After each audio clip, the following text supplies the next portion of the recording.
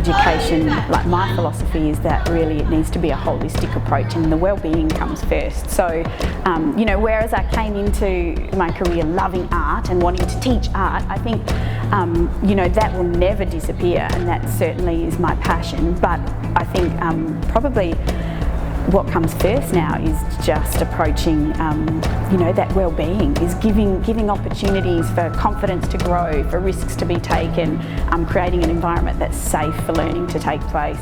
I think that's increasingly more and more important. My name is Petersen and I'm the visual arts specialist, but I've also just picked up a few different subjects. So I'm also teaching some numeracy this year, which is really exciting, and a new subject called design and technology, which is really more about design thinking, but also looking at how the arts kind of connect to industry, because industry is changing so much and the possibilities are changing so much. So really about giving the girls a bit of an opportunity to see, you know, how their designs could be applied to the real world. Art was a bit of a lifeline for me at school. Absolutely loved it, fell in love with art, had a fabulous teacher, and I think we all have teachers that make a mark on us. And so straight from school I went and did an undergraduate bachelor degree in visual arts at the University of South Australia, and just loved it, just thought it was fantastic. I fell in love with glass there, so majored in glass design, and from there went to work for Jam Factory Contemporary Craft and Design, which at the time had the only public glass access studio in Australia. So they took applications from all around Australia and the world, and was really thrilled to get a design associateship position there.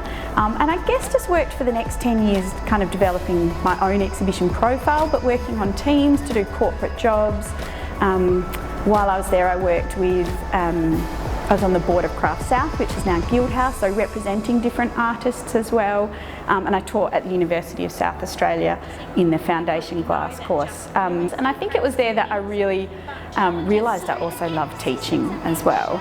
And at that time I was thinking about having my own children and thinking about, you know, how that changes in my career and ready for something a little bit different. And so I went back to uni and I did junior primary teaching and had my children at the same time, and my career took a little bit of a turn and I ended up teaching visual arts to small kids, which I love because that's where the enthusiasm is and that's where they're so excited, and you know, the possibilities are just still, I think, quite endless with children. So yeah, it's wonderful.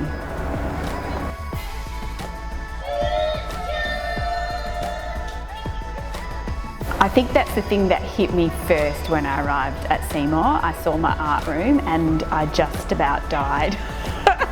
In a good way. I thought, oh my gosh, I am so lucky. I don't think there is another school with a space like this. It's big, it's open, there's lots of natural light.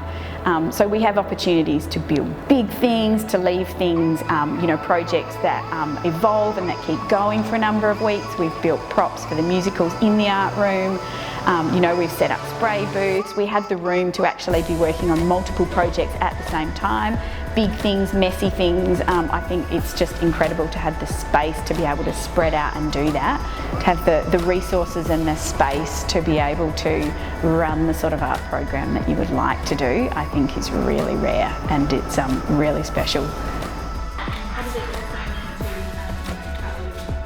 The traditional idea of education is really a kind of stand and deliver model, so it's really about delivering knowledge, and of course now knowledge is at our fingertips. The focus has to be more about what we do with that and the thinking and the critical aspect of that, you know, how we apply those to the real world and how they may apply to us. So I think really it's a much more inquiry-based model, and you know, the girls are driving some of those things that are important to them, and it's our job to kind of just open up the possibilities really, and kind of try and push them as far as they can take it, and develop those kind of 21st century skills.